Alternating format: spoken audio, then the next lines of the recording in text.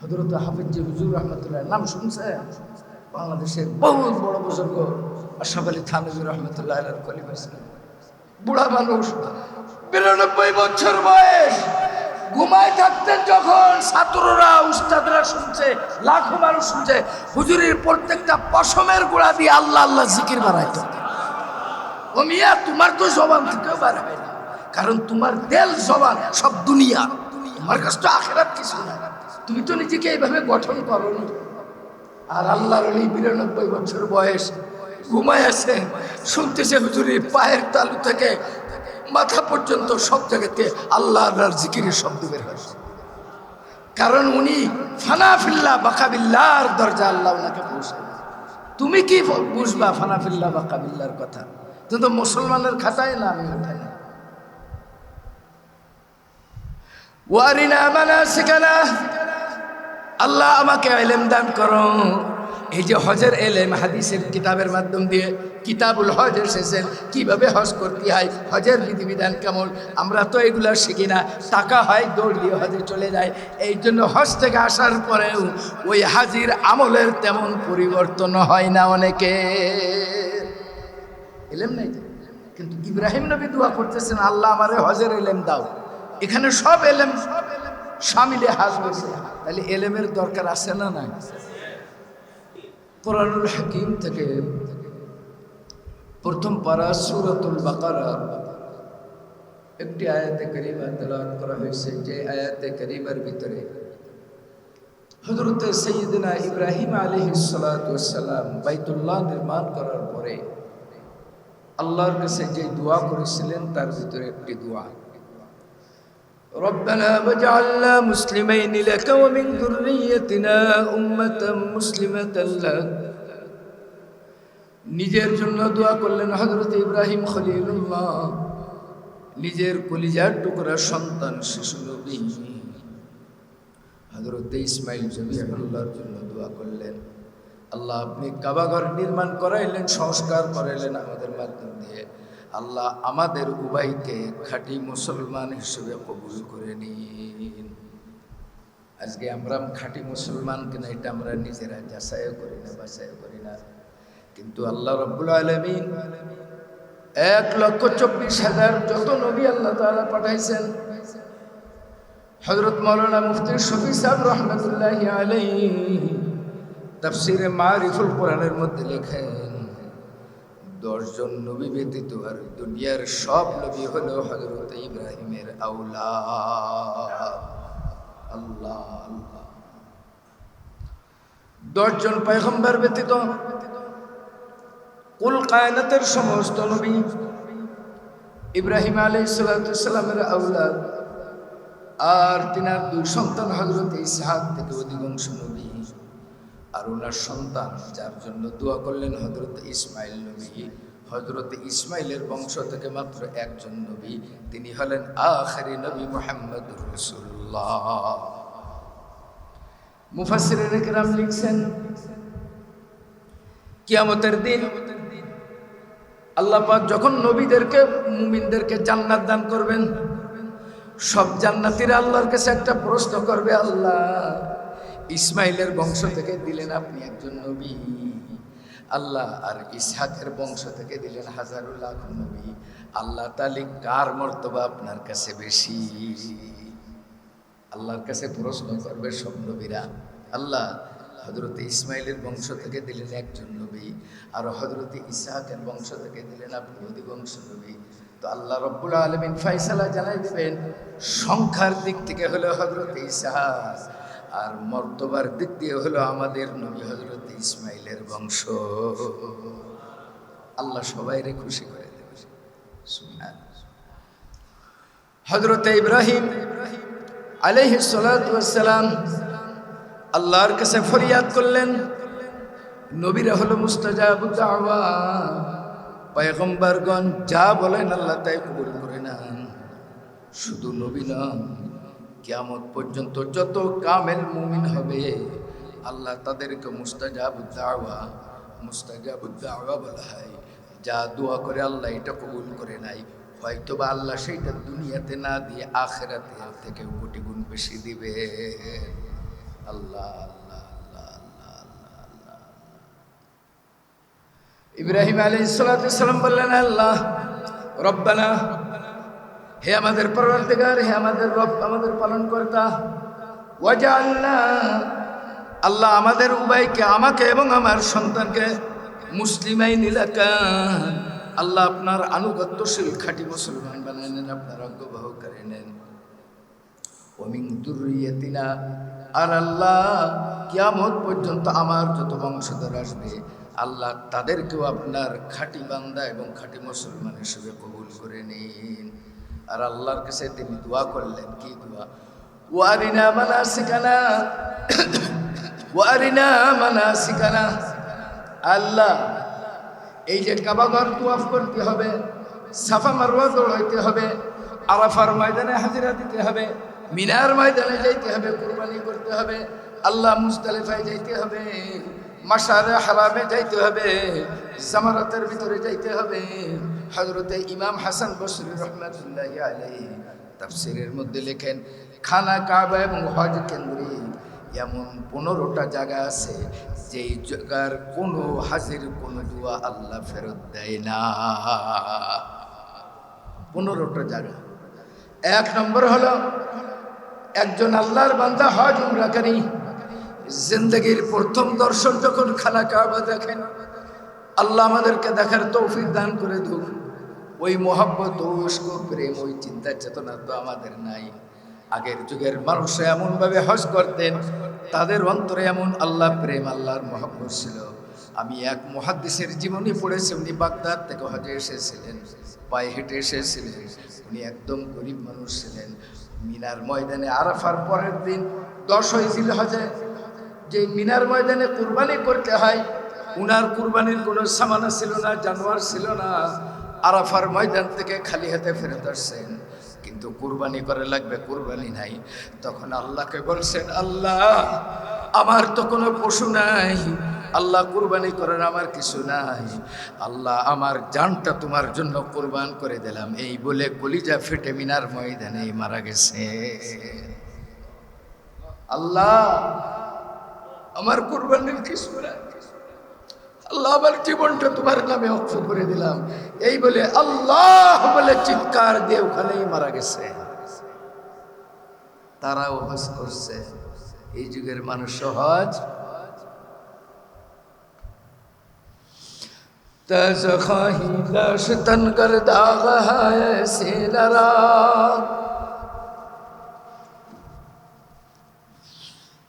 তজখাহি লাশ তন কর দাগ হায় সিনরা, গাহে গাহে বাজ খালি বিসায় পারিনরা। मैं अकेला चल रहा था जानबे मंजिल मगर, मैं अकेला चल रहा था जानबे मंजिल मगर, राह रो मिलता रहा काफिला बनता चला।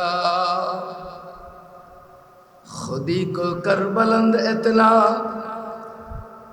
खुदी को कर बुलंद इतना कि हर तकदीर से पहले कि खुदा पहुँचे बंदा से बता तेरी रिजा किया।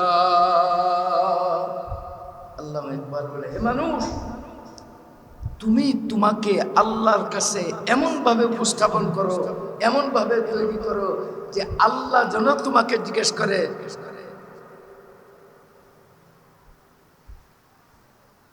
তুমি তোমাকে আল্লাহর জন্য এমনভাবে প্রস্তুত করো, আল্লাহ যেন তোমাকে জিজ্ঞেস করে, বান্দা কি দিলে তুমি খুশি হবা? সুবহানাল্লাহ বলবেন না? खुदी को कर बुलंद इतना, खुदी को कर बुलंद इतना कि हर तकदीर से पहले कि खुदा पहुँचे बंदा से बता तेरी रज़ा क्या। নিজেকে তুমি এমন আমলে সুসজ্জিত করো, নিজের আত্মাকে এমনভাবে তুমি পুত পবিত্র করো, নিজেকে ঈমান এবং আমলের পোশাক দ্বারা এমনভাবে সুসজ্জিত করো, দুনিয়ার টেইলার্সের পোশাক না, দুনিয়ার বড় বড় দামি কাপড়ের পোশাক নাই, ঈমান আর আমল আর আখলাকের পোশাক দ্বারা নিজেকে এমনভাবে সুসজ্জিত করো যে আল্লাহ যেন কিয়ামতের দিন বান্দারা জিজ্ঞেস করে, বান্দা তুমি বলো তুমি কোন জান্নাত চাও। হাদিসে পাকে রাসূলুল্লাহ সাল্লাল্লাহু আলাইহি সাল্লাম বলেন, আল্লাহ রাব্বুল আলামিন যখন মানুষদেরকে জান্নাত দিবেন, সব জান্নাতীরা জান্নাতে যাবে। হযরতে আবু বকর সিদ্দিকের যখন পালা আসবে রাসূলুল্লাহর পরে, সমস্ত মানুষের ভিতরে বিশ্বনবী প্রথম জান্নাতে যাবেন। আর বিশ্বনবী যে জান্নাতে যাবেন যেই হালাতে হাদিসের মধ্যে আসছে, যেই উটের উপরে রাসূলুল্লাহ আরোহণ করে জান্নাতে যাবেন, ওই উটটাও হবে জান্নাতি মণিমুক্তার, ওই উটটার লাগাম হবে জান্নাতি মণিমুক্তার, আর ওই উটের লাগামটা ধরে থাকবেন হযরতে বিলালে হাবশী। রাসূল বলছেন, আমি যেই উটে জান্নাতের আল্লাহর যে সওয়ারে তুটি আমি জান্নাতে যাব, এই উটের লাগাম জান্নাতি মণিমুক্তার, এটা ধারণ করে থাকবেন বিলালে হাবশী। পাক ভারত বাংলাদেশ নয়, পাক ভারত উপমহাদেশের ভিতরে আল্লাহ এত বড় বড় আলেম এনেছেন আমরা জানি না। যেমন আমরা বুখারী শরীফের লেখকের কথা জানি, ইমামে বুখারী রহমাতুল্লাহি আলাইহি 6 লক্ষ হাদিস হইতে 7394 খানা হাদিস নিয়ে বুখারী শরীফ লিখেছেন। এমনভাবে ইমাম মুসলিম লিখেছেন, এমনভাবে 3 লক্ষ হাদিস থেকে ইমাম আবু দাউদ 7 লক্ষ হাদিস থেকে। এভাবে হাদিসের যে বড় কিতাব, বেশি হাদিস, এর সর্বশ্রেষ্ঠ কিতাব হলো মুসনাদ আহমদ। ইমাম আহমদ ইবনে হাম্বল রাহমাতুল্লাহি আলাইহি যে হাদিসের কিতাব লিখেছেন, এর ভিতরে হাদিস আছে 30,000। কিন্তু ভারতবর্ষের একজন আলেম এসেছিলেন, আমরা তার নাম জানিও না, শুনি নাই। তিনি এত বড় আলেম, আল্লাহর এই দুনিয়ায় সব থেকে বেশি হাদিস যেই মুহাদ্দিসের কিতাবে, তিনি হলেন ভারতবর্ষের একজন আলেম, আল্লামা আলী মুত্তাকি আল হিন্দি রহমাতুল্লাহি আলাইহি। উনি যেই হাদিসের কিতাব লিখে গেছেন, ভারতবর্ষ সে আলেম, উনার কিতাবের ভিতরে এক কিতাবের ভিতরে হাদিস হলো 50,000। সুবহানাল্লাহ বলা অভ্যাস নাই, জোরে কমেন না সুবহানাল্লাহ। বুখারী শরীফের মধ্যে 7394, আর দুনিয়ার সর্ব নাম করা যেটা ইমাম আহমদ ইবনে হাম্বল মুসনাদ, এটা 30,000। আর আল্লামা আলী মুত্তাকি আল হিন্দি রহমাতুল্লাহ আলাইহি, ভারতবর্ষের আল হিন্দি আল হানাফি রহমাতুল্লাহ, উনি কানজুল উম্মাহ লিখছেন, এক কিতাবের সেটার দাম 1,60,000 টাকা। কত দাম? তুমি তো গোল্ড কিনবা, তুমি তো দুনিয়ার বিল্ডিং কিনবা, তোমার ঘরে তো রাসূলের হাদিসের কোনো জায়গা না, এর সাথে পরিচয় নাই। এই আল্লামা আলী মুত্তাকি আল হিন্দির জিন্দেগিতে আসছেন, আল্লাহ উনাকে এত লিখনের শক্তি দিয়েছিলেন, আল্লাহর কুদরত। উনি একটা পৃষ্ঠা, একটা কাগজের একটা পৃষ্ঠার ভিতরে 16টা লাইন লিখতেন, এক লাইনের ভিতরে এক পারা কোরআন লিখতে পারতেন। সুবহানাল্লাহ বলবেন না?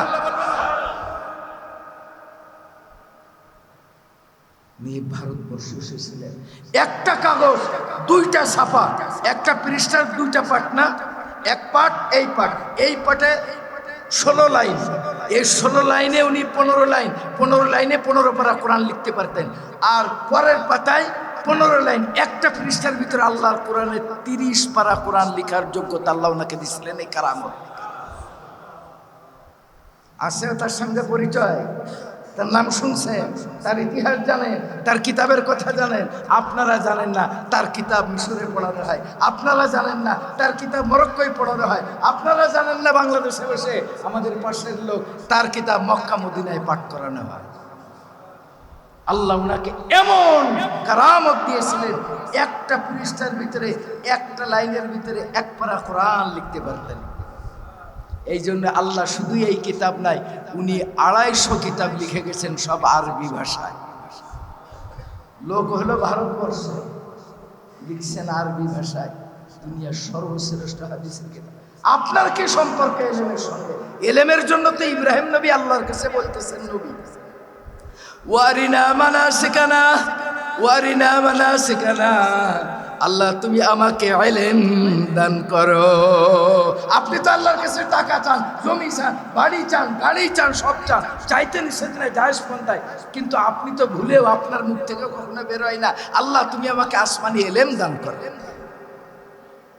তো সব কিছুর সঙ্গে এলেমও চাওয়া উচিত, চাওয়া না, এই এলেম যেখানে পাওয়া যায় সেখানে যাওয়াও উচিত, এই এলেম অর্জন করা আমরা তো জানি না। ওয়ারিনা মানাসিকানা, আল্লাহ তুমি আমাকে ইলম দান করো, কিভাবে আমি হজ করব। এই বাইতুল্লাহ যারা হজে যায়, ইমাম হাসান বসরি রহমতুল্লাহ লেখেন 15টা জায়গা এমন আছে, এই 15 জায়গায় আল্লাহর বান্দার সব দোয়া কবুল হয়ে যায়। কাবা ঘর যখন দেখে যা দোয়া করবে আল্লাহ পাক সেই দোয়া কবুল করে নেন। এই জন্য বুজুর্গানে দিন শিক্ষা দিয়েছেন, তুমি কাবা প্রথম দর্শন করে এই দোয়া করবা, আল্লাহ আমি হজের সফর সহ সারা জীবনে যত দোয়া করব সব তুমি কবুল করে নিও। তুমি তো দুনিয়ার চালাক, দুনিয়ার কিভাবে উন্নতি করে যায় এই বুদ্ধি তোমার আছে, আর আল্লাহওয়ালারা জান্নাত কিভাবে সহজে পাওয়া যায় সেই বুদ্ধি ছিল তাদের। প্রথম দর্শনে দোয়া করতেন, আল্লাহ আমার হজের সফরের দোয়া আর বাকি সারা জীবনের দোয়া তুমি কবুল। মাতাফ যখন হাজিরা তোয়াফ করে, রব্বানা আতিনা ফিদ দুনিয়া হাসানা ওয়া ফিল আখিরাতি হাসানা ওয়া কিনা আযাবান নার ওয়া আদখিলনাল জান্নাতা মা'আল আবরার ইয়া আজিজু ইয়া গফফার ইয়া রাব্বুল আলামিন। ইমাম হাসান বসরি রহমাতুল্লাহ লেখেন, এই দোয়া যখন তোয়াফের সময় করে বান্দার প্রত্যেকটা দোয়া আল্লাহ কবুল করে নেন। বান্দা যখন মাকামে ইব্রাহিমে পৌঁছায়, মাকামে ইব্রাহিমে যা দোয়া করে আল্লাহ পাক সেটা কবুল করে নেয়। বান্দা যখন মুলতাসিমের ভিতরে পৌঁছায়, মুলতাসিমের ভিতরে যা দোয়া করে আল্লাহ পাক সেই দোয়া কবুল করে নেয়। তোয়াফের পরে হাতিম, যেটা কাবা ঘরের অংশ, এই হাতিমের ভিতরে বান্দা যে দোয়া করবে ওই দোয়াকে আল্লাহ রাব্বুল আলামিন কবুল করে নেন। জমজমের কোনায় গিয়ে বান্দা যেই দোয়া করবে আল্লাহ পাক ওই দোয়াকে কবুল করে নেন। সাফার উপরে দোয়া কবুল করে নেন, মারওয়ার উপরে দোয়া করে নেন। সাফা মারওয়ার মাঝখানে যে সবুজ বাতি, রব্বিগফির ওয়ারহাম ওয়া আনতাল আরশুল আকরাম, এই জায়গায় বান্দা যে দোয়া করবে আল্লাহ সেটাও কবুল করে নেন। মিনার ময়দানে যে 5 দিন থাকবে এখানকার যত দোয়া আল্লাহ কবুল করে নেন। আরাফার ময়দানে বান্দা সূর্য অস্ত যাওয়ার আগ পর্যন্ত যত সময় অবস্থান করবে, যা দোয়া করবে আল্লাহ পাক সেটা কবুল করে নেন। ওইখান থেকে মাশআরে হারামে এসে বান্দা যখন রাত্রে অবস্থান করে ওই মাটির উপরে, ওখানে যা দোয়া করে আল্লাহ তাআলা কবুল করে নেন। কুরবানি করার পরে বান্দা যেটা দোয়া করে আল্লাহ পাক সেটা কবুল করে নেন। এবং এই 3 দিন জামারাতে পাথর মারার পরে যেই দোয়া করা হয়, ইমাম হাসান বসরি রহমাতুল্লাহ লিখছেন, হজের এই 15 জায়গার প্রত্যেকটা হাজির যদি দোয়া নাও করে আল্লাহর কাছে হাজির হয়, তার মনে মনে যা চাবে আল্লাহ সেটা কবুল করে না। আল্লাহ যেন ওই জায়গায় গিয়ে আমাদের দোয়া করার তৌফিক দেন। আসতে কোন আমি নাচতে এসকো নাই তো প্রেম নাই তো এসকো মরা তো। এখন যদি বলতো যে ওখানে 1000 করে টাকা দিয়া লাগবে, দিচ্ছে কি না দিচ্ছে এটা দেখতো না, আগে দৌড় দিত, আগে যাই। তো মানুষ সুবহানাল্লাহ বলার ব্যাপারে, আল্লাহর কথা বলার পর, এগুলো সব বাকির খাতায়, এগুলো হলো দুর্বলের খাতায়, আর দুনিয়াকে নকদি মনে করে। কিন্তু উচিত ছিল আল্লাহর কথা, আখিরাতের কথা বান্দার জবানে, কলবে, শয়বে, স্বপনে, চিন্তা চেতনায়, মনন মগজে প্রতি মুহূর্তে আল্লাহর তাসবিহ সুবহানাল্লাহ আলহামদুলিল্লাহ যেন জারি থাকে, অটোমেটিক অটো জারি থাকবে বান্দার। হযরত হাফিজ হুজুর রাহমাতুল্লাহ নাম শুনছেন? বাংলাদেশের বহু বড় বুজুর্গ আশরাফ আলী থানভী রাহমাতুল্লাহ আলাইহির খলিফা ছিলেন। বুড়া মানুষ, 92 বছর বয়স, ঘুমায় থাকতেন যখন ছাত্ররা উস্তাদরা শুনছে, লাখো মানুষ শুনছে, হুজুরের প্রত্যেকটা পশমের গোড়া দিয়ে আল্লাহ আল্লাহ জিকির বাড়াইতো। ও মিয়া, তোমার তো জবান থেকেও বার হয় না, কারণ তোমার দিল জবান সব দুনিয়া, তোমার কাছে তো আখিরাত কিছু না। তুমি তো নিজেকে এইভাবে গঠন করো।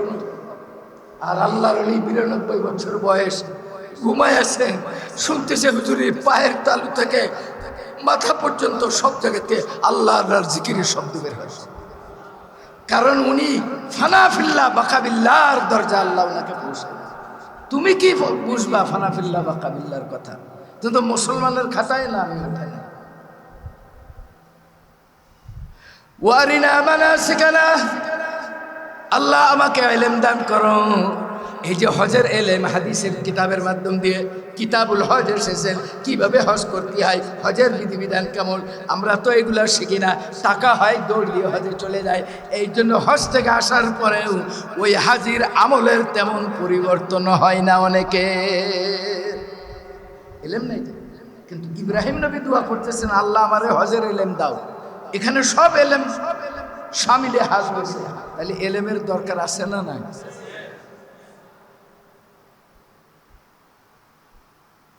আজকে আমরা এলেমের জন্য আমাদের কোনো ত্যাগ নাই, আমরা জানি না। অথচ এই এলেমের উপরে উলামায়ে কেরাম কত এলেম লিখে গেছেন। এই ভারতবর্ষের যেমন আলী মুত্তাকি আল হিন্দির কথা বললাম, আগের যুগের রাজা বাদশারাও আলেমের কাছে গিয়ে এলেম শিখত। এখন আলেমদেরকে মানুষ গোলাম মনে করে, ইমামদেরকে গোলাম মনে করে, মুয়াজ্জিনদেরকে গোলাম মনে করে 2 টাকা বেতন দিয়ে চাকর বাকরের মতো।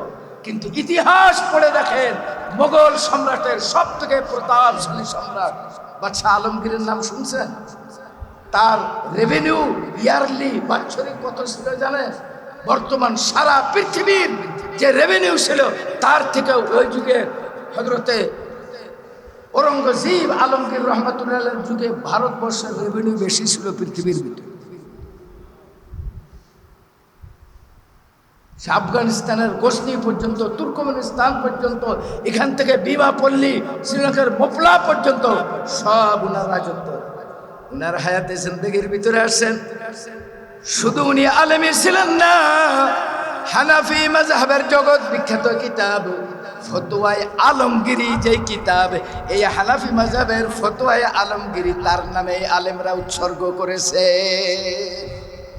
ফতোয়ায়ে আলমগীরি। বাদশাহ ঔরঙ্গজেব আলমগীর রহমাতুল্লাহ আলমের কাছে গিয়ে এলেম শিখতেন। অনেক উস্তাদ তেনার ছিল। পাক ভারত উপমহাদেশের ভিতরে সব থেকে বড় ঐতিহাসিক রাইটার, ঐতিহাসিক লেখক একটা হলো ইতিহাস লেখক, আর একটা হলো তফসির লেখক, আর একটা হলো সিরাত লেখক। পাক ভারত উপমহাদেশের সব থেকে বড় সিরাতের লেখক হলো আল্লামা শিবলি নোমানী রহমাতুল্লাহ। তুমি কি করে নাম জানবে না? তুমি তো ম্যারাডোনার নাম জানবা, মেসির নাম জানবা, তার ক্যাপ গেঞ্জি পরে মাথায় থাকবা। আর পাক ভারত উপমহাদেশে রাসূলুল্লাহর জিন্দেগির সিরাতের সবচেয়ে বড় আলেম ছিলেন আল্লামা শিবলি নোমানী রহমাতুল্লাহি আলাইহি। আল্লাহ কোনোদিন তো দিলে বলবো তার ব্যাপারে কি আলেম ছিলেন। আল্লামা শিবলি নোমানী রহমাতুল্লাহি আলাইহি বাদশাহ ঔরঙ্গজেব আলমগীরের জীবনে লিখেছেন। বাদশাহ ঔরঙ্গজেব আলমগীরের উস্তাদের জীবনী লিখেছেন অনেকের, শুধু একজনের কথা বলবো। তিনার একজন উস্তাদ ছিলেন হাদিস শাস্ত্রের ইমাম, ফিকাহ শাস্ত্রের ইমাম এবং তাফসীর শাস্ত্রের ইমাম মোল্লা আহমদ জীবন রহমাতুল্লাহি আলাইহি। বাদশাহ আলমগীরের উস্তাদ, যার কাছে বাদশাহ আলমগীর কোরআন পড়েছেন, হাদিস পড়েছেন, তাফসীর পড়েছেন, ফিকাহ পড়েছেন। বাদশাহ আলমগীর শুধুমাত্র হাফেজে কোরআন ছিলেন না, উনি হাদিসের উস্তাদ ছিলেন, হাদিসের পণ্ডিত ছিলেন, তাফসীরের পণ্ডিত ছিলেন। দুনিয়ার ভিতরে বড় বড় মুফতিদের থেকেও বাদশাহ আলমগীর বহুত বড় আলেম ছিল। 40 জন মুফতি যখন ফতোয়া দিতেন, ওই ফতোয়াটা কোনটা রাইট হবে এই সিদ্ধান্ত দিত বাদশাহ আলমগীর। ছোট হুজুর না বড় হুজুর? আল্লাহ ফকিহ ছিলেন বাদশাহ আলমগীর। আল্লামা শিবলি নোমানী রহমাতুল্লাহ লেখেন, বাদশাহ আলমগীর রহমাতুল্লাহ আলাইহির পীর এবং উস্তাদ মোল্লা জীবন রহমাতুল্লাহি আলাইহি বাদশাহ আলমগীরের ডাক দিয়ে বলেন, আলমগীর শোনো, আমি ভারতবর্ষে থাকবো না, আমি কাবা ঘরে চলে যাব, আমার দিল চাই আমি মক্কায় পড়ে থাকি। বাদশাহ আলমগীর বললেন, হুজুর আপনি যদি আমাকে ছেড়ে যান, এত বড় রাজত্ব আমি কিভাবে পালন করব? হুজুর আমি তো নামকা অবস্থায় চেয়ারে বসে আছি, কিন্তু আমি যত রাষ্ট্রীয় আদেশ জারি করি সবগুলোই তো আপনার থেকে ফতোয়া নিয়ে আমি হুকুম পালন করি। আল্লাহু আকবার। রাষ্ট্র চালায় একটা ক্ষমতায় থাকে একজন, আর ক্ষমতায় যে থাকে ডিপ স্টেট আলারা তাদেরকে চালায়, আছে না? তো বাদশাহ আলমগীর রহমাতুল্লাহ আলাইহি ছিলেন জাহেরি ভাবে বাদশাহ, আর মূল বাদশাহ ছিলেন হযরতে মোল্লা আহমদ জীবন রহমাতুল্লাহি আলাইহি। উনার থেকে পরামর্শ নিয়ে রাষ্ট্র চালাইতেন বাদশাহ আলমগীর। এখনকার একজন মেম্বারও একজন আলেমের কাছে শোনে কিছু? হ্যাঁ, শোনা তো দূরের কথা, যদি হুজুরের কথা একটু ব্যতিক্রম হয় তো হুজুরে কিভাবে তাড়ানো যাবে, নাজেহাল করা যাবে, এই জন্য ক্ষমতা দেখায় না।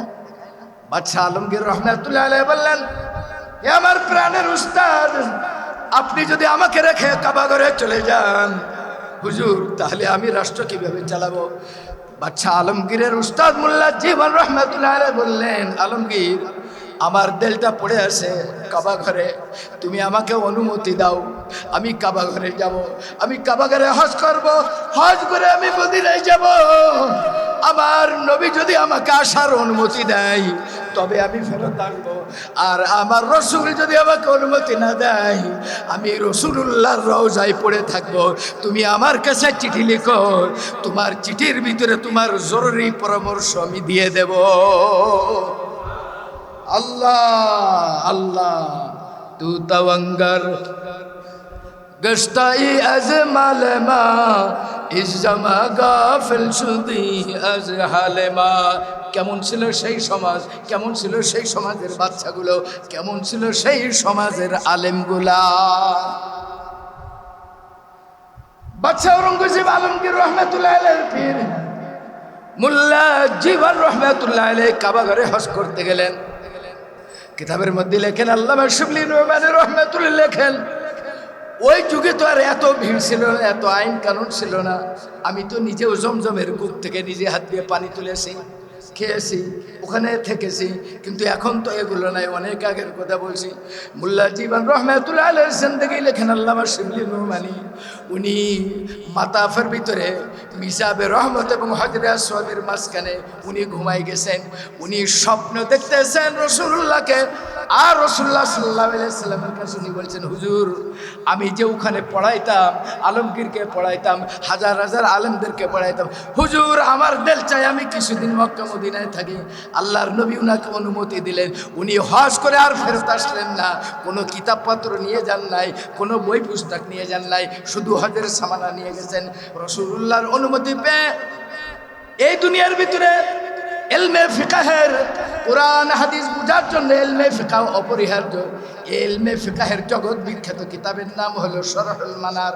710 হিজরিতে মারা গেছেন ইমামে নাসাফি রহমাতুল্লাহ আলাইহি কিতাব লিখেছিলেন। এই কিতাবের ব্যাখ্যা উনি কাবা ঘরের ভিতরে মাকামে ইব্রাহিমে বসে মুখস্থ লিখে ফেলেছিলেন।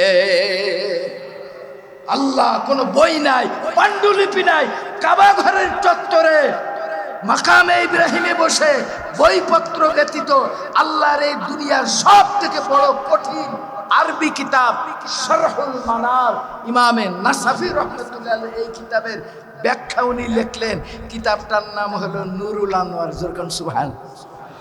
যেই নুরুল আনোয়ার আল্লাহ এমন ভাবে কবুল করেছেন, গোটা পৃথিবীর সমস্ত মাদ্রাসায় পাঠ করানো হয়। এই যে কিতাব পড়ে আমরা মাওলানা হই, এই কিতাব লিখেছিলেন বাদশাহ আলমগীরের উস্তাদ।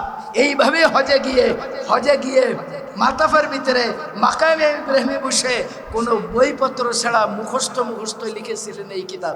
এটা ছিল শরহুল মানারের তাফসীর, ব্যাখ্যা। কিন্তু আল্লাহ এমনভাবে কবুল করে নিয়েছেন, মূল কিতাব শরহুল মানার এইটা আর মানুষ পড়ে না, এই ব্যাখ্যাটাই এখন সারা পৃথিবীতে পাঠ্য সিলেবাস। সুবহানাল্লাহ বলবেন না? আল্লাহ আল্লাহ। শুধু কি তাই? কলিজা ফেটে যাবে।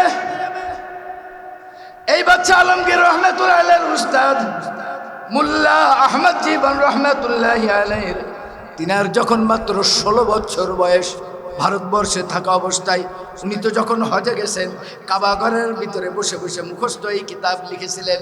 যেই কিতাব এখন আমরা পাঠ করি আরবি ভাষায়, কোনো পাণ্ডুলিপি, কোনো সহায়ক পুস্তিকা ছিল না।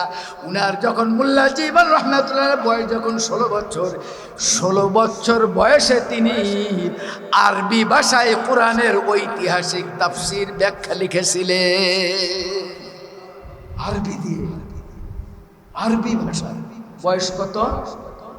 তাফসীরাত আহমদিয়া, আহকামুল কোরআন, আল্লাহর কোরআন থেকে কি কি মাসালা বের হয়েছে, শরিয়াতের কোন কোন আইন, কোন কোন মূলনীতি বের হয়েছে, এইটা লিখেছিলেন আরবি ভাষায় কোরআনের আয়াত দিয়ে। এই ফকিহে আজম, এই আল্লাহর জগৎ বিখ্যাত আলেম, এই ফকিহ যিনা মুল্লা আহমদ জীবন রহমতুল্লাহ আলাই, আলমগীর বাদশার উস্তাদ, মাত্র 16 বছর বয়সে এই কিতাব লিখছিলেন। সুবহানাল্লাহ, আসতে কোন আল্লাহ আল্লাহ ওনাদের কবরকে বেহেশতের নূর দ্বারা মুনাওয়ার করে দাও। রাহিমাহুল্লাহ রাহমাতান ওয়াসিআ ওয়া জাআলাল জান্নাতা মাসওয়া। 16 বছর বয়সে লিখে গেছিলেন কোরআনের তাফসীর। আল্লাহর কোরআন থেকে অন্য তাফসীর না, বিধি বিধান আহকামুল কোরআন, কোরআনের কোন আয়াত থেকে কোন মাসালা বের হয়েছে, এই তাফসীর লিখে গেছিলেন বাদশাহ আলমগীরের উস্তাদ মুল্লা জীবন। 16 বছর বয়স, 16 বছর। পৃথিবীর ক্ষণজন্মার মানুষের ক্ষণজন্মা ইতিহাস, যার কোনো দ্বিতীয় কপি আর হবে না। मैं अकेला चल रहा था जानबे मंजिल मगर, मैं अकेला चल रहा था जानबे मंजिल मगर, राह रो मिलता रहा काफिला बनता चला। হে মানুষ, তুমি আল্লাহওয়ালাদের পথে ওঠো, তুমি দুনিয়ার এই সঙ্গ ত্যাগ করো, আল্লাহওয়ালাদের সান্নিধ্যে যাও। আল্লাহ তোমাকে আস্তে আস্তে, আল্লাহ তোমাকে সব কিছু মিলাই দেবেন। তুমি এই জান্নাতে যাওয়ার কাফেলাও পেয়ে যাবে এক সময়। তো দুনিয়ার কাফেলা ত্যাগ করো, দুনিয়ার কাফেলা ত্যাগ করো। তোমার ভাই, তোমার বোন, কেউ তোমার কবরে যাবে না। কবরে যাওয়া তো দূরের কথা, আল্লাহ কোরআনে বলছে আপনজনরা, গুনাহগাররা কিয়ামতের দিন আপনজন বলে পরিচয় দেবে না। মা পরিচয় দেবে না, ভাই পরিচয় দেবে না, বোন পরিচয় দেবে না, বন্ধু দেবে না, স্ত্রী দেবে না, সন্তান দেবে না, স্বগোত্রীয় দেবে না, কেউ কারণ পরিচয় দেবে না, সাহায্য তো দূরের কথা। فإذا نفخ في الصور فلا أنساب بينهم يومئذ ولا يتساءلون। সেই কিয়ামতের কঠিন দিন সাহায্য তো দূরের কথা, উপকার করা তো দূরের কথা, নেকি দেওয়া তো দূরের কথা, নিজের আপনজনরা আপনজনদের পরিচয় দেবে না। মা নিজেই বলবে আমার কোনো সন্তান নাই।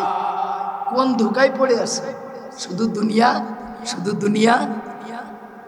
কবরের কথা একটু চিন্তা আসে না যে আমার এই বিল্ডিং থেকে একটা রাতের জন্য আমার এই বিল্ডিং এ রাখবে না, রাত 12টায় যদি মারা যায় তা আমার স্ত্রী বলবে ছেলেকে তোমার বাবার লাশ একা পাহারা দিতে পারবো না। অথচ 70 বছর বুকি জড়া দিয়ে ঘুমায় রয়েছে। আরে 1 মিনিটে রং চেঞ্জ। দুনিয়া আল্লাহ দেখা।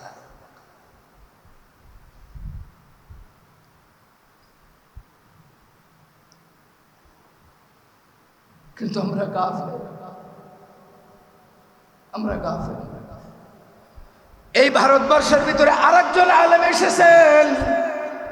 আল্লাহ কত বড় আলেমদেরকে এই ভারতবর্ষের মধ্যে নিয়ে আসেন। হাদিস শাস্ত্রের যত 6খানা কিতাব আছে, এর ভিতরে একখানা কিতাব হলো আবু দাউদ। আল্লাহ রসুলের যত হাদিস দ্বারা শরিয়াতের মাসলা মাসাইল সাবেত করেছেন, এই হাদিস খানা হলো আবু দাউদ। এই আবু দাউদ শরীফের আরবি যে ব্যাখ্যা করেছেন তিনি হলেন ভারতবর্ষের মানুষ। আল্লামা খলিল আহমদ সাহারানপুরি রাহিমাহুল্লাহ রাহমাতান ওয়াসিআ। বজলুল মাজহুদ আমি মিশরে দেখেছি, মরক্কো দেখেছি, ইন্দোনেশিয়া দেখেছি। যত বড় বড় আলেম সবার মাথার কিতাবের তাকের উপরে বজলুল মাজহুদ রেখে দিছেন। আল্লাহ, মানুষ চেনেনি। ভারতবর্ষ কিতাব লিখছেন, মারা গেছেন কোথায় জানেন?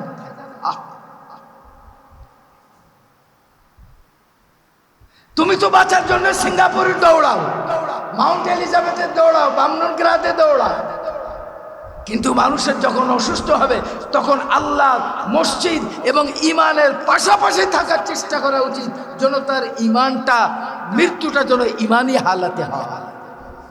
ইমানি হালাতে। এখানে বেশি দৌড়ানো উচিত না।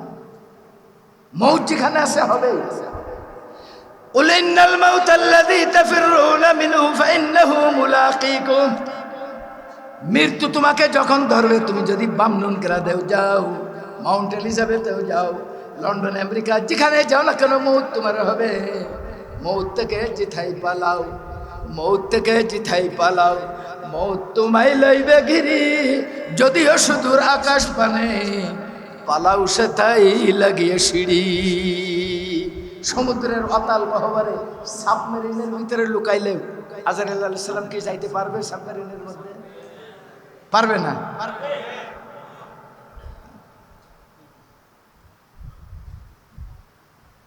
এই ভারতবর্ষের এই আলেম আল্লামা খলিল আহমদ সাহারানপুরী রহমতুল্লাহ আলাইহি এত বড় আলেম ছিলেন, এত বড় আলেম ছিলেন। উনার দিলের বড় শখ ছিল আমার মৃত্যু যেন মদিনায় হয়, নবীজির রওজার পাশে, রিয়াজুল জান্নার পাশে, জান্নাতুল বাকির ভিতরে যেন আমার দাফন হয়। কিন্তু সৌদি আরব থেকে তো অনুমতি হয় না। আল্লাহর কি কুদরত! এত বড় আলেম, আল্লাহ পাক তার দোয়াকে এভাবে কবুল করলেন।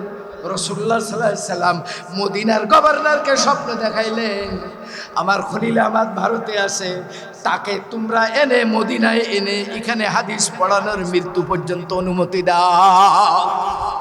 আল্লাহ আল্লাহ আল্লাহ। রাষ্ট্রীয় মেহমান হয়ে মদিনায় গেলেন, মদিনায় হাদিস পড়াচ্ছেন। হাদিস পড়াইতে পড়াইতে আরব আজমের লক্ষ কোটি এলেম পিপাসুদেরকে হাদিস পড়াইতে পড়াইতে মদিনাতুল মুনাওয়ারায় হাদিসের কিতাবের ভিতরে দুনিয়ার থেকে আল্লাহর সান্নিধ্যে চলে গেলেন। আর জান্নাতুল বাকিতে হযরতে উসমানে গনির পায়ের গোড়ায় মাটি হলো। আল্লাহ, তাদের টার্গেট ছিল জান্নাত। আপনার টার্গেট তো 3 তলা বাড়ি, আপনার টার্গেট 2 কোটি টাকা, আপনার টার্গেট মিল ফ্যাক্টরি ইন্ডাস্ট্রিজ, আপনার টার্গেট দুনিয়া, তাদের টার্গেট ছিল আখিরাত জান্নাত। পার্থক্য হলো এটা।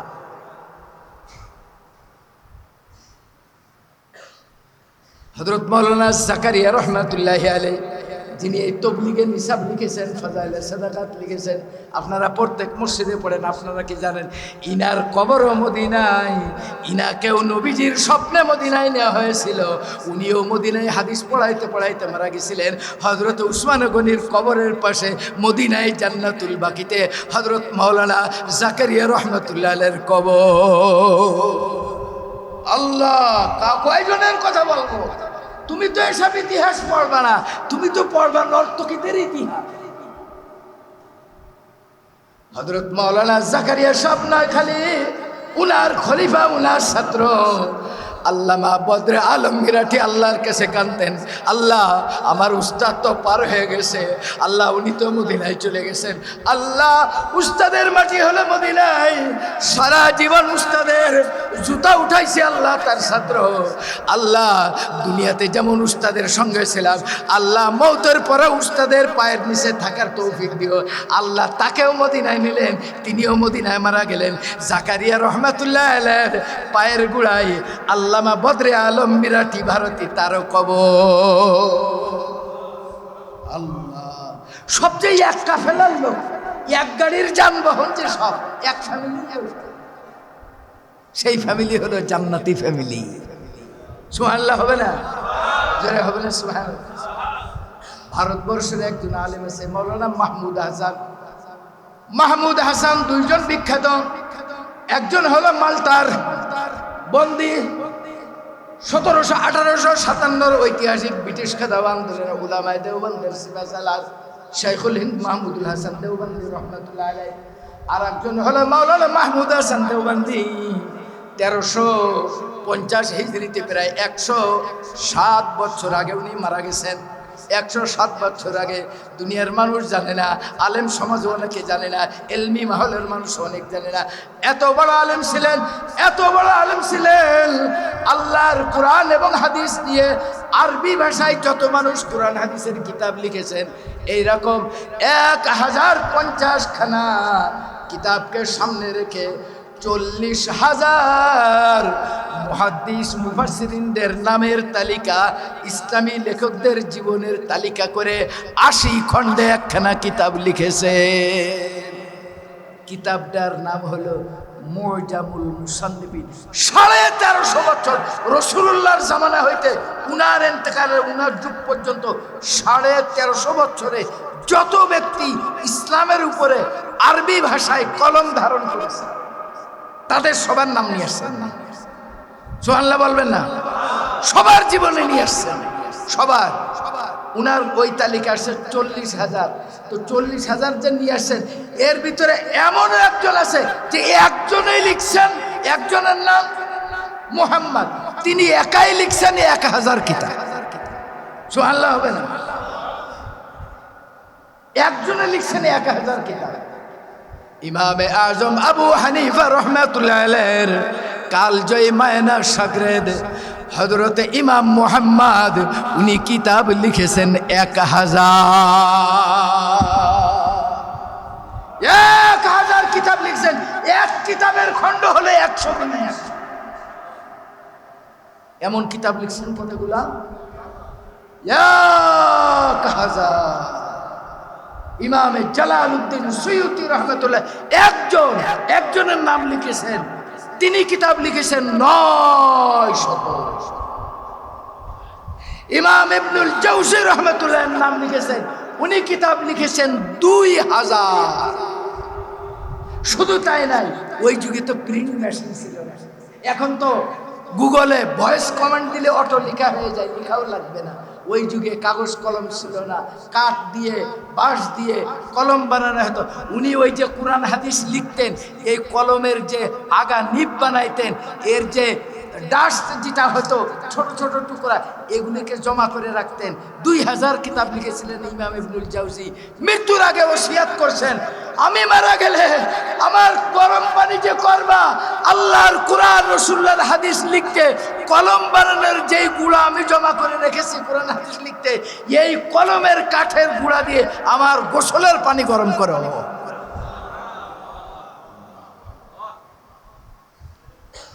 हर के तरसद अज खुदा तक़वा गुज़ीद, हर के तरसद अज खुदा तक़वा गुज़ीद, तरसद अज वही जिन्नो इंसा हर के दीन।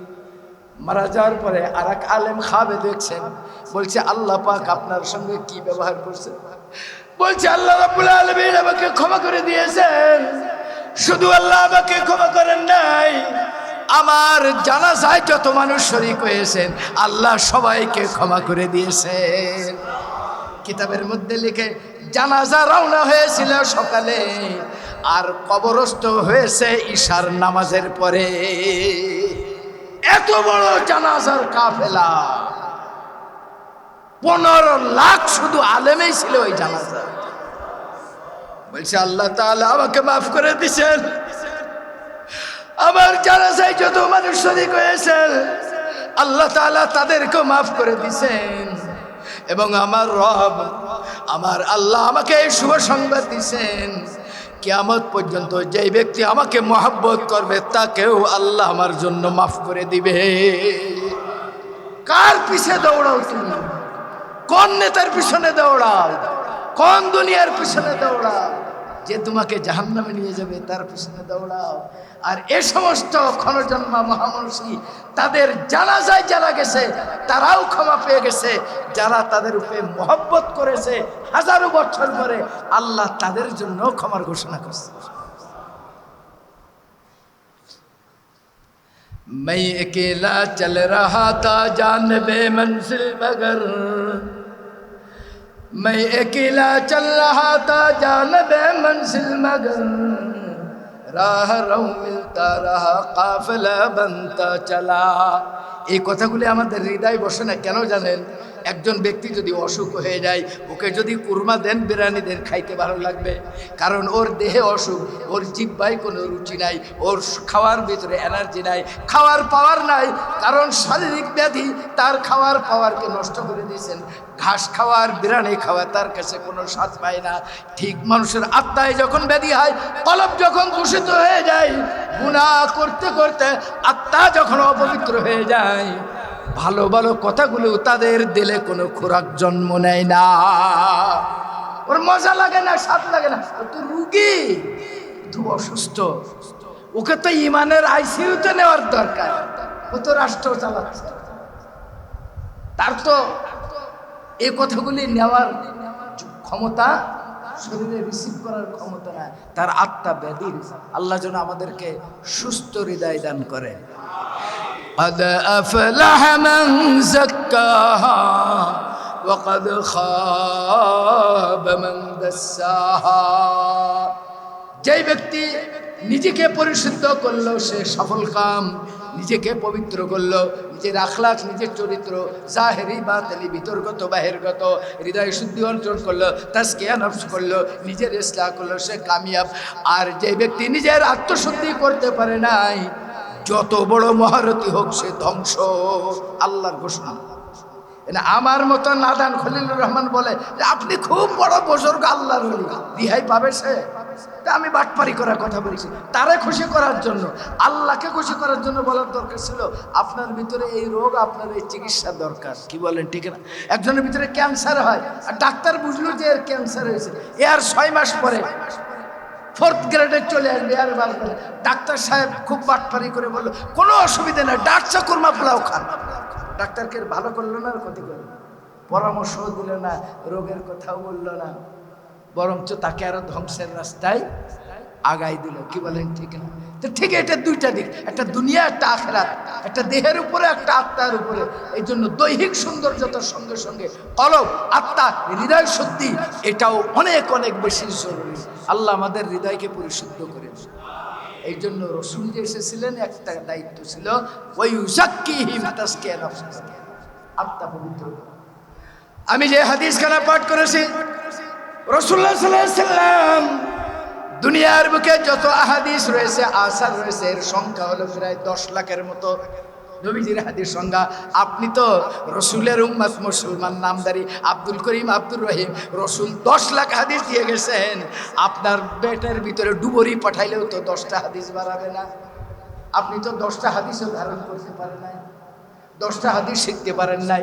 নবীজি 10 লাখ হাদিস দিয়ে গেছেন। এই 10 লাখ হাদিসের ভিতরে মাত্র 110 খানা হাদিস হলো হাদিসে কুদসি।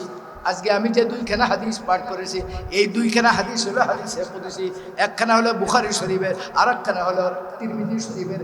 হাদিসে কুদসি হলো এটাও আল্লাহর কথা, আল্লাহ পাক নবীকে জানাইছেন।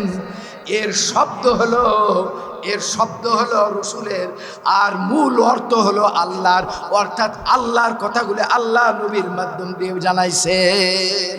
যেমন কোরআন কথাও আল্লাহর, শব্দ আল্লাহর, অর্থ আল্লাহ। হাদিসে কুদসি হলো আল্লাহর কথা, কিন্তু আল্লাহ রসুলকে বলছেন হে নবী আমার এই কথাগুলো আপনি বলে দেন। হাদিসে কুদসি অনেক দামি হাদিস, 10 লাখ হাদিসের ভিতরে হাদিসে কুদসির সংখ্যা হলো মাত্র 110টা। তার 2খানা পাঠ করেছেন। হযরত আনাস বলেন, قال رسول الله صلى الله عليه وسلم, আল্লাহর নবী বলেন, قال الله عز وجل, আল্লাহর নবী বলেন আল্লাহ পাক বলেছেন। সুবহানাল্লাহ। আল্লাহর নবী বলেন কি বলছে? আল্লাহ পাক বলছেন। কি বলছেন? কি বলছেন? ইয়া ইবনে আদম, হে বনি আদম। কোন মুসলমান বলেন নাই, হিন্দু বলেন নাই, নামাজি বেনামাজি, রোজাদার বেরোজাদার বলেন নাই। বনি আদমের যত আওলাদ আছে, হিন্দু হোক, মুসলিম হোক, জৈন হোক, কাফের হোক, 6000-এর উপরে পৃথিবীর বুকে ধর্ম আছে।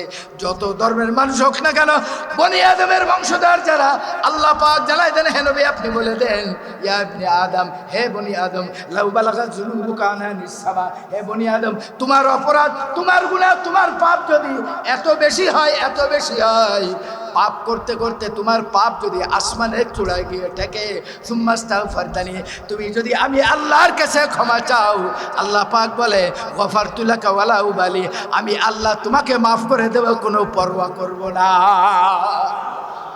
আল্লাহ আল্লাহ আল্লাহ। হাদিসে কুদসি। ইয়া ইবনে আদম, পরের অংশ, ইয়া ইবনে আদম, মুসলমান নাই গোটা পৃথিবীর সমস্ত বনি আদমকে, ইয়া ইবনে আদম, হে বনি আদম, ইন্নাকা লাউ আতাইতানি বিকিরাবিল আরদি খাতায়া এ বনি আদম, একটা পাপ তুমি করো না। এই পাপটা যদি তুমি না করো, এই পাপটা যদি তুমি না করো, তুমি যত বড় পাপী হোক, গোটা পৃথিবীর সমান পাপ করে যদি তুমি আমার কাছে ক্ষমা চাও, আর যদি তুমি আমি আল্লাহর সঙ্গে কাউকে শিরক না করো, আমার সঙ্গে কাউকে শিরক করবে না। আজকে সমাজের ভিতরে অনেক পর্যায়ে শিরক হয়, ধর্মীয় কিছু আকৃতিতে শিরক হয়। এই ধর্মীয় আকৃতিতে যেই শিরকগুলো হয়, এই শিরকগুলো মানুষ মনে করে সওয়াব, কিন্তু এইগুলা এমন শিরক, এমন অপরাধ, এমন গুনাহ, এর থেকে তওবা করারও সুযোগ থাকে না। কারণ এগুলাকে মানুষ ইবাদত মনে করে, যেমন মাজারে গিয়ে সিজদা করা, কবর পূজা করা, এটা মানুষ নেক কাজ মনে করে, ইসলামের কাজ মনে করে আমি সবের কাজ করলাম, কবরে মাজারে গরু মান্নত করলাম, ছাগল মান্নত করলাম, সবের কাজ করলাম।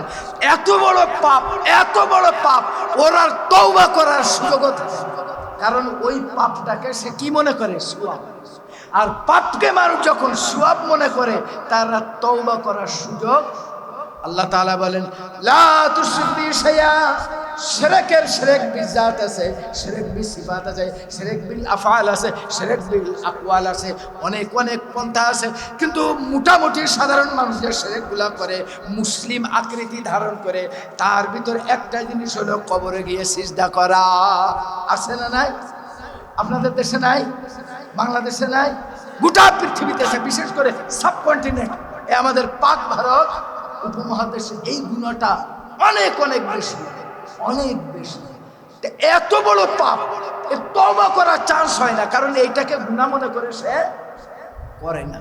বাবা, তুমি মসজিদে দাও, মাদ্রাসায় দাও, গরিবকে দাও, কোটি টাকা দাও, কিন্তু মাজারে কবরে একটা ডিমও মান্নত করা জায়েজ নাই।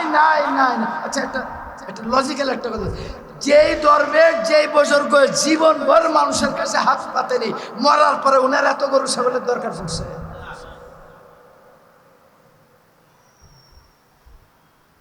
কেন আমরা বুঝি? ইয়া ইবনে আদম, ইন্নাকা লাউ আতাইতানি বিকরাবিল আরদি খাতায়া, এ বনি আদম, পৃথিবীর সমান পাপ নিয়ে যদি তুমি আমার কাছে আসো, সুম্মা লাকিতানি, তুমি এই অবস্থায় আমার কাছে আসো, তুমি কোনো শিরক করবা না, লা আতাইতুকা বিকরাবিহা মাগফিরা, আমি আল্লাহ তোমাকে ওয়াদা করতেছি, তুমি যদি শিরকটা না করো, মাপ চাও, সব মাফ করে দেব। কি আশ্চর্য হাদিস! এটা হাদিসে কুদসি, আল্লাহর কথা।